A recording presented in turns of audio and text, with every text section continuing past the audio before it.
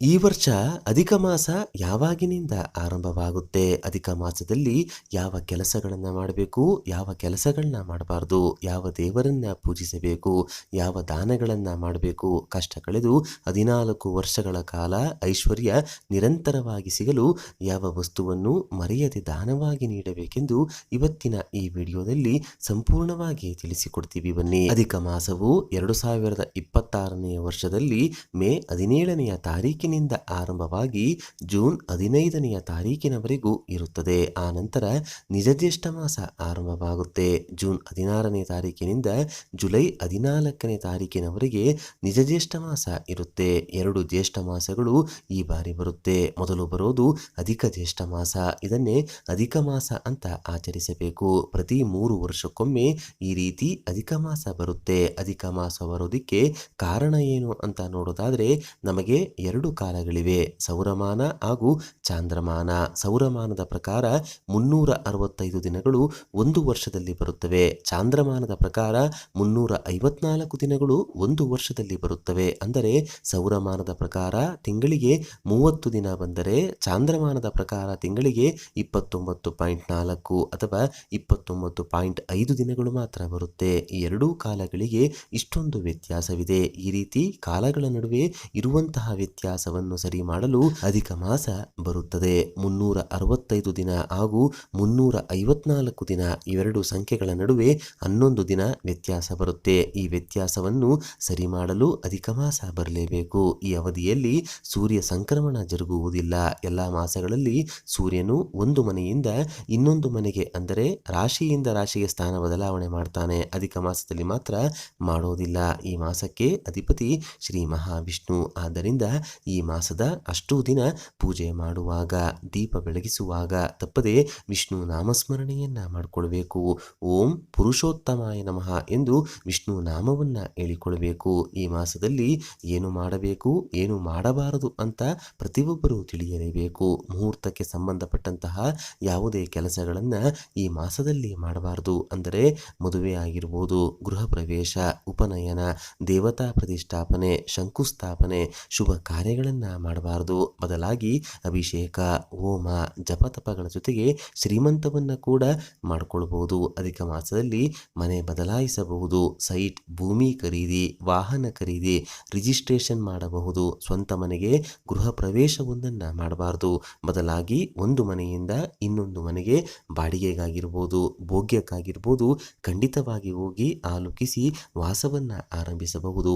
ನಾಮಕರಣವನ್ನ ಕೂಡ ಅಧಿಕ ಮಾಸದಲ್ಲಿ ಮಾಡ್ಕೊಳ್ಬಹುದು. ಕೇಶಮುಂಡನೆ, ಅಕ್ಷರಾಭ್ಯಾಸವನ್ನು ಮಕ್ಕಳಿಗೆ ಈ ಮಾಸದಲ್ಲಿ ಮಾಡಬಾರದು. ಈ ಮಾಸದಲ್ಲಿ ಅನ್ನದಾನ, ವಸ್ತ್ರದಾನ, ವಿಷ್ಣು ಸಹಸ್ರನಾಮ ಪಾರಾಯಣ, ವಿಷ್ಣು ದೇವರಿಗೆ ಪ್ರಿಯವಾಗುವ ಕೆಲಸಗಳನ್ನ ಮಾಡಿದರೆ ಅಧಿಕವಾದ ಅನಂತವಾದ ಪುಣ್ಯ ಫಲಗಳು ಪ್ರಾಪ್ತಿಯಾಗುತ್ತೆ. ಅಧಿಕ ಮಾಸದಲ್ಲಿ ಪುಣ್ಯಕ್ಷೇತ್ರಗಳ ದರ್ಶನ ಮಾಡಿದರೆ ಸಾಮಾನ್ಯ ಮಾಸದಲ್ಲಿ ಸಿಗುವ ಪುಣ್ಯಕ್ಕಿಂತ ದ್ವಿಗುಣ ಫಲ ಪ್ರಾಪ್ತಿಯಾಗುತ್ತೆ. ವಿಷ್ಣು ದೇವರ ಮಾಸ ಅಧಿಕ ಮಾಸವಾಗಿದ್ದು ವಿಷ್ಣು ದೇವರಿಗೆ ಶಿವನೆಂದರೆ ಇಷ್ಟ, ಶಿವನಿಗೆ ವಿಷ್ಣುವೆಂದರೆ ಬಲು ಇಷ್ಟ.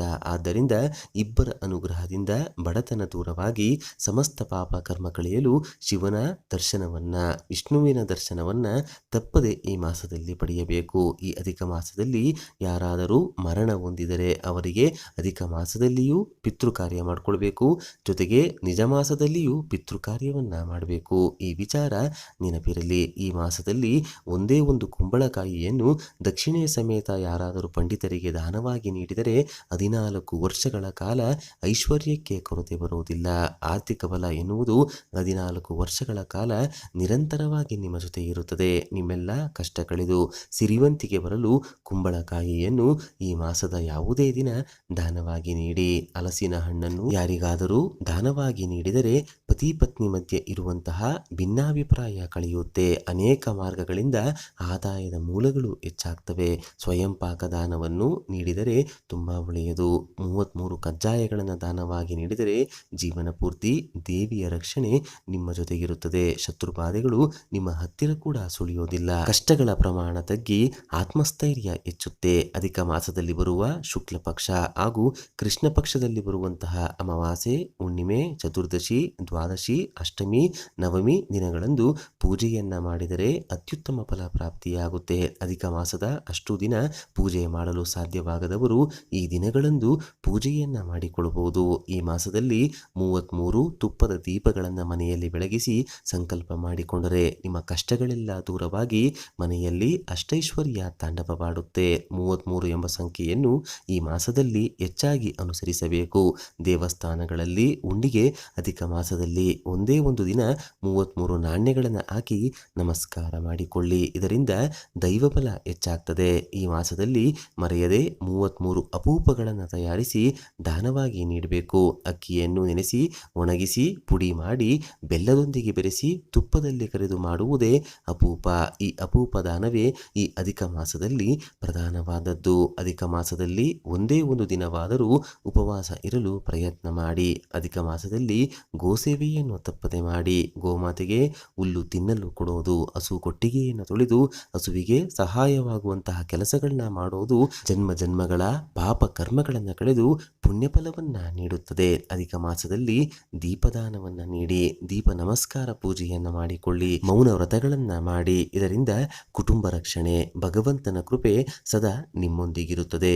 ಕುಟುಂಬ ಸಮೇತರಾಗಿ ಈ ಮಾಸದಲ್ಲಿ ಒಂದೇ ಒಂದು ದಿನವಾದರೂ ನಿಮ್ಮ ಮನೆಯಲ್ಲಿ ವಿಷ್ಣು ದೇವರನ್ನ ಸ್ಮರಿಸುತ್ತಾ ದೀಪಗಳನ್ನು ಬೆಳಗಿಸಿ. ಇದರಿಂದ ಕೋರಿಕೆಗಳು ಶೀಘ್ರವಾಗಿ ನೆರವೇರುತ್ತೆ. ಕುಟುಂಬದವರಿಗೆಲ್ಲ ಆಯಸ್ಸು, ಆರೋಗ್ಯ, ಪುಣ್ಯಫಲ ಪ್ರಾಪ್ತಿಯಾಗುತ್ತೆ. ನೋಡಿದ್ರಲ್ಲ, ಅಧಿಕ ಮಾಸದಲ್ಲಿ ಯಾವ ಕೆಲಸಗಳನ್ನ ಮಾಡಬೇಕು, ಯಾವ ಕೆಲಸಗಳನ್ನ ಮಾಡಬಾರ್ದು ಅಂತ ಇವತ್ತಿನ ಈ ವಿಡಿಯೋದಲ್ಲಿ ತಿಳಿಸ್ಕೊಟ್ಟಿದ್ದೀವಿ. ಈ ಮಾಹಿತಿ ನಿಮಗೆ ಇಷ್ಟವಾದರೆ ತಪ್ಪದೆ ಜೈ ಪುರುಷೋತ್ತಮ ಅಂತ ಬರೆದು ಈ ವಿಡಿಯೋನ ಪ್ರತಿಯೊಬ್ಬರಿಗೂ ಶೇರ್ ಮಾಡಿ. ಮುಂದಿನ ಬಾರಿ ಮತ್ತೊಂದು ವಿಶೇಷ ದೈವ ಮಾಹಿತಿಯೊಂದಿಗೆ ನಮ್ಮ ದೇಗುಲ ದರ್ಶನ ಕರ್ನಾಟಕ ಚಾನಲ್ ಮೂಲಕ ಭೇಟಿಯಾಗೋಣ.